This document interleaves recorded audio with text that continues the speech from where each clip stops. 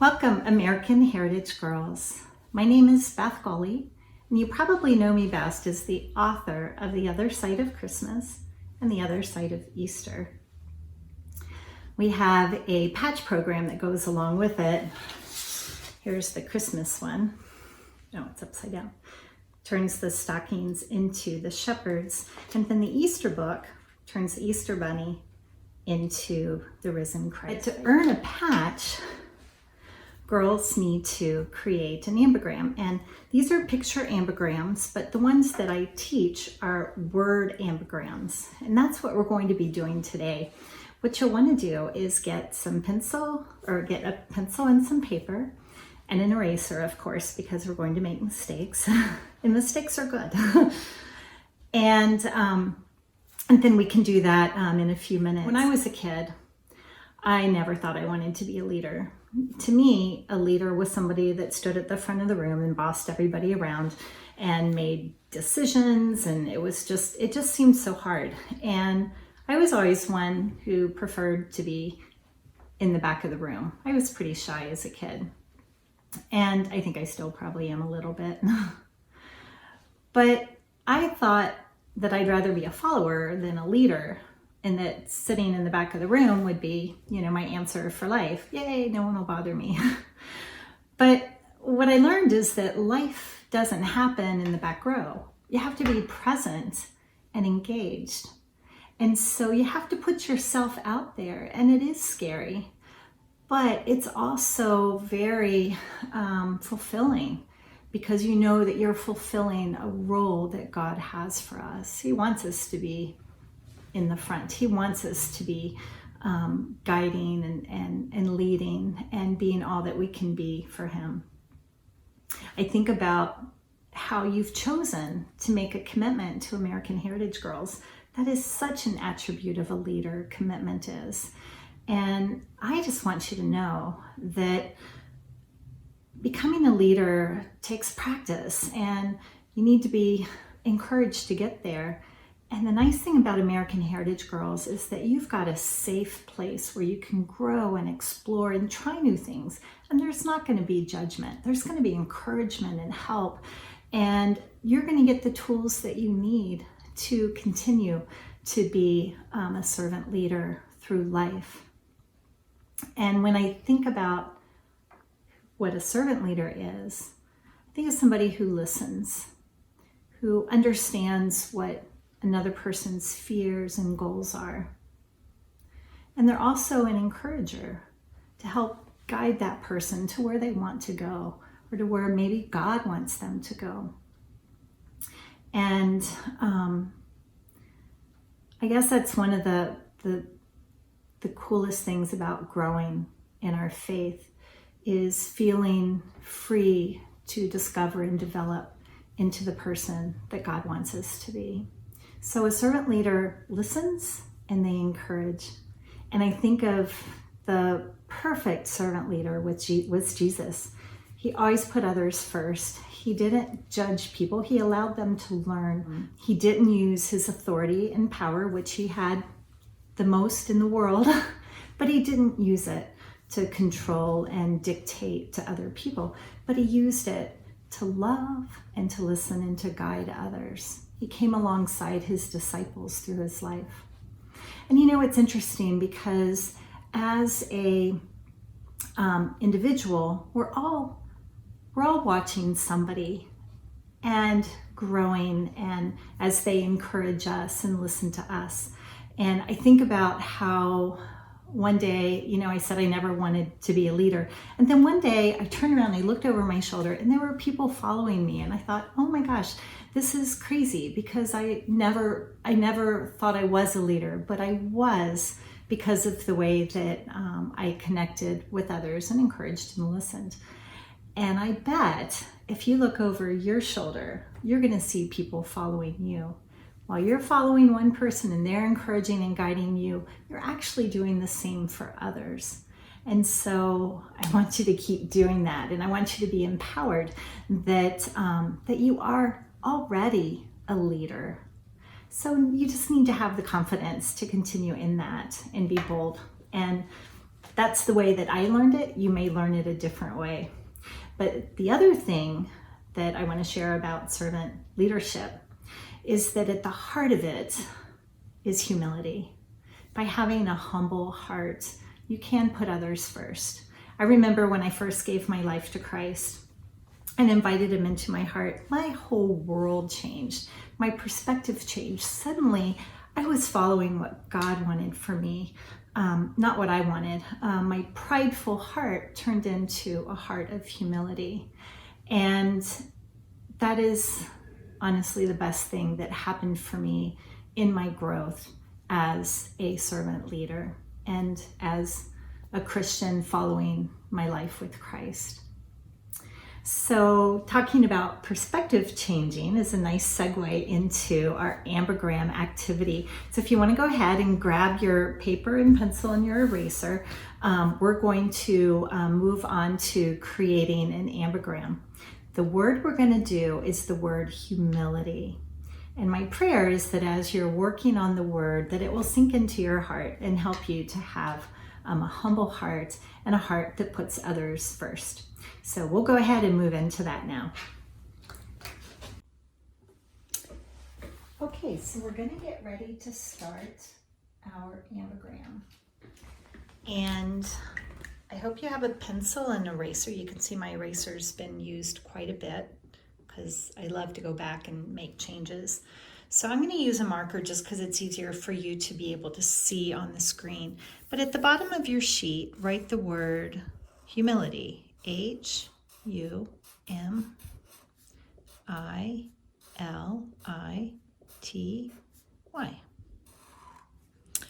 So the first thing that I'm going to do is to try to see if there are any commonalities between the first and the last letter. So that would be the H and the Y.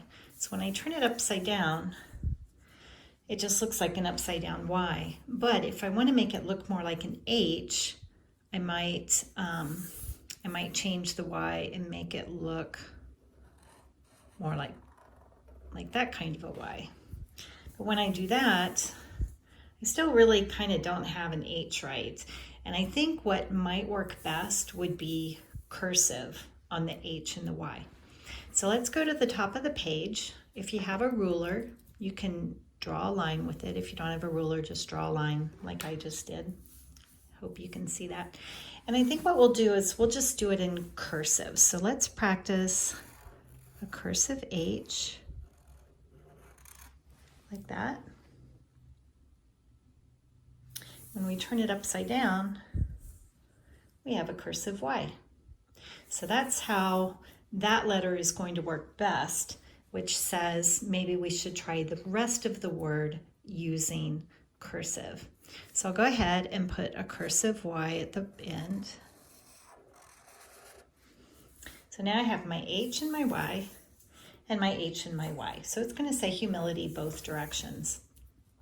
The next two letters we need to work on are the, let's work on the M-I-L, because that's the very middle of the word. So it's going to have to work both ways, this way and that way, to be an M-I-L. So I would practice, again, I would want to do this in cursive because that allows the letters to mold together a little better. So if I were to make an M, it would look like that, right? And when I turn it upside down, do we have an M? Nope. But we have some other opportunities that may work for us with the M. So what I'm going to do, so this can be, so if we're making the M-I-L, so let's just go ahead and make a M-I-L in cursive. M-I-L upside down, we have kind of looks like part of a P and then a U and maybe another U. So what we can do is follow along with me. So if that's M-I-L, how do we get an M-I-L out of this? Well, I see an M right here and I see an I right there. So we just need to put a dot there. And that could be an L, couldn't it? So maybe we do one of these. There's an M-I-L. Oh, and look, there's an M-I-L. But we want to be careful not to make this part of the L so deep that it looks like it's trying to be a P. Like I could totally see this being a P like that with the dot. But that's not what we're looking for. We don't want a P, we want an M to be the L. So we just need to make it a little shorter. So this is where you would use your eraser, but I'm gonna have to use whiteout because I'm using marker. So we'd come back, we would just make that a little bit shorter. So it'd be more like this and like that. So we still have an M-I-L, but the M looks more like an M and not a P. And does it work this way? Yeah, I think it does. M-I-L. I just got to remember to dot this side too. So we have a dot on this side, and there's the M-I-L, and there's the dot there. So I'm going to do it again because I kind of have my line still here. So this was the M, and that's the I, and that's the L. M-I-L. And upside down, we have M-I and L. So if I were to carry it up here and put it in the middle of the word, it would look something like this. So we'll just go, I feel like I'm gonna mess it up. M, and make sure it's a short little thing there. M, I, with a dot. And then I'm gonna make the L, but not too high. There we go. H, M-I-L, and a Y. So you saw how we did that. First we did the H, and we made them look more alike by rounding the Y and turning the hook into cursive, which works on the H too. So that was the first thing we did. The second thing we did was to create the letter M and the letter I and the letter L, and not make the little loop too deep. So I just kind of took that part off. And that's why you use an eraser, is to clean up things that end up changing. So now the last thing you need to do is to create the U and the IT. So let's take the U and let's just draw it out. And we want it to be an IT upside down. But boy, that certainly doesn't look like an IT, does it? So I'm thinking the common denominators that I see are the uprights here. How both of those are in both letters. So if we were to make a U with just the uprights, then we easily have the IT, right? But it doesn't look enough like a U. So what we need to do to make the U look more like a U is for it to round a little bit at the bottom. So what we've done from the regular U is we've removed two little pieces right there, and we've only left what I would call the uprights. So there they are, and we've curved just a little at the bottom. So to turn this into an IT, you can see how the I needs to be curved and the T needs to be curved as well. And we'll cross the T like that. And we still have to dot the I. So let's let the dot on the I be a little bit to help connect the U together on the other side.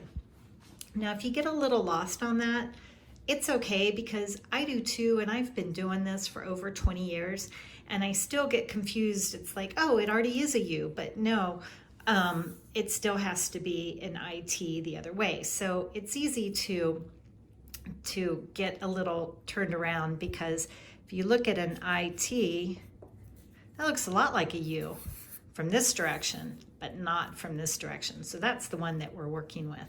So this is where we are now on the U. It sort of looks like a U, but it's got a weird hick in it. And it sort of looks like an IT, but the I is just a little too rounded. So what can we do? And we're just going to go back and forth. So another way to do an I is just slightly curve it and then do more curve on the dot on the I. And then the T could just barely turn a little bit that way. Now, one thing that's nice about ambigrams, it's art, and you can make art look any way you want because you're the creator, so you can make anything that you want to do. The nice thing about the word humility is that you can let some of the letters interact to help complete one letter or another. In this case, we're going to use part of the Y to help cross the T. And I'm going to show you, this is how the final word turned out. And I share this with you just because it's a little easier, because it did take a long time to solve the U. You'll see how the U here works fine without any help from the H. The H just happens to be crossing into it, but it seems normal, whereas here, to have that cross through the U, it looks kind of odd. But once you connect it to another letter, like the H, now it doesn't seem quite so odd. So that's how I've solved that on this side. So you can see how the T is crossed by the Y to get the I and the T. And I ended up leaving the I straight instead of even rounding it at all. So you can see it's kind of rounded in all of these practices. But it turns out it could actually stay straight, and the T could stay straight as well. Say that 3 times fast. So when we dot the I, we put a little bit of a curve on it, and we will put just a slight curve on the T. So here's our I and our almost T. Here's our Y. So we're going to have the Y come over just ever so slightly to cross the T to give us the I-T-Y for humility. We have the H-U and we have the I-T-Y. This is quite advanced, so if you guys can get this letter, this is really good. And if you can, then it also shows that you can probably create lots of different ambigrams too, just because you've been able to work through this process. So we've figured out how to make the HU and the ITY. So let's go ahead and plug it in to our word. So one thing we have to do, you noticed we originally had our Y be, a full Y with a, big beginning and ending, but you'll see on this sketch that that's really not what we're looking for. We just want it to be a short one. So get your eraser out again. I'm going to get my white out. We're going to take this big old loop off at the beginning and at the end. So now it just has a short little hick on the end. So we'll go ahead then. We've got our L. Oh, the other thing we need to do is erase the end of the L and the M, because we didn't need that either. So use your eraser to remove those, and then we're ready to add our IT and our U. So to do the I, we're going to make a straight line. We want it to be underneath the top of the L, so it looks like a shorter letter. So there's the I, and there's the T. We'll just round that just a hair, and then we'll just slightly round the I, and then we'll bring the Y around to cross the T. Did you see that? See, that's the other thing that's cool about this word and about ambigrams is anytime that one character has to use another character to help fulfill it and let it be complete, it's kind of like us and our friends, and as we our servant leaders, you don't just do things on your own. There's a working together, and it's always greater when you have two or more things together than just one, because you get a better output. And in this case, that is also true. The Y crosses over, makes the T, and then when we flip it over, we comfortably have the HU. So let's do it again on this side, and we'll do the IT again just because it's kind of an easier, I guess, way to do it. There's the I, and here's the T. Kind of roll it around. We'll dot the I, and then we'll carry the Y over to the T. So this needs to be cleaned up a little bit because you can see these elements need to be very subtle. Like I didn't make that straight enough, did I? And then it just has a slight curve to the left. Then there's your I, and then the Y can come over and cross the T. Let's do it again, and this time go ahead and let's do our lines, but let's do 2 lines. So we'll have our baseline, then the top of the letters, and then that'll just kind of help us to keep the letters in the right proportion to each other. So looking at the sketch that we've already done, I'll flip it over like this. Now we're just going to kind of clean it up a little bit, and we'll even bring this one into view. And you can print this out as well and have it as a separate piece to look at. So we'll start with the H. Then we're just going to do just a little curve at the bottom. And then we'll make the U like that. Then this one comes straight with a little curve at the bottom. And then we want to come down with the M, come down just a little bit underneath that baseline, just a little bit, not too much because we don't want that P, but just enough that we can see the L the other direction.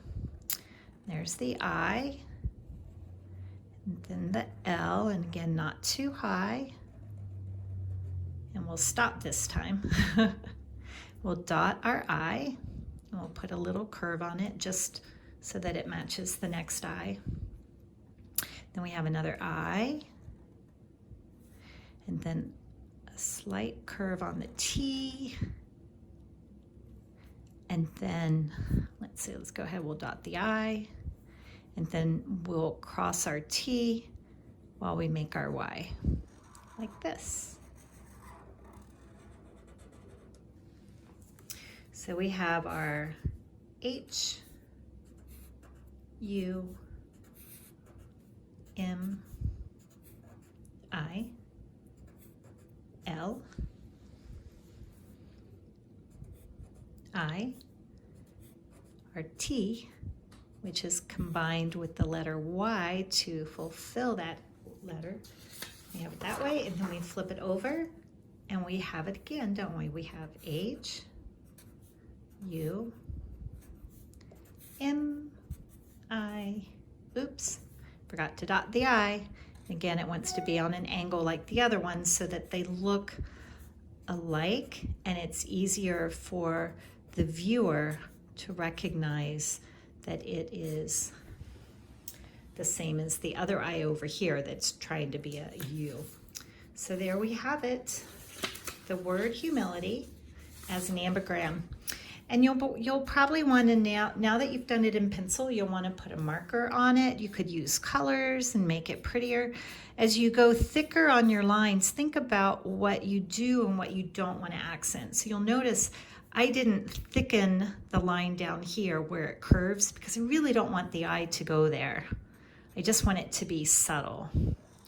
And of course the M and the letter it makes on the other side, don't have any problems. Those are pretty regular. The eyes look good. And now this is the upside down U that we're making, just a hair there, and then the Y. And again, just a little thicker so it's easier to see and read. And if you go too thick in one place, you can use an eraser and back it off, or you can just make it a little bit thicker on the whole rest of the words. So it's whatever you want it to be. And I bet you are going to be able to make lots of other ambigrams on your own that are words that I would never have thought of. And that's what's so great about learning in art, is that you're not the only one that knows how to do it. You teach people and you just grow the world of ambigram designers. So there we have it, humility. Well, I hope you all had fun creating your ambigram today, the word humility, and I hope that you will continue to create more ambigrams now that you've learned some of the little tricks that make it easy to invert some letters. So thanks again for joining me, and enjoy the rest of your servant leadership week. Goodbye.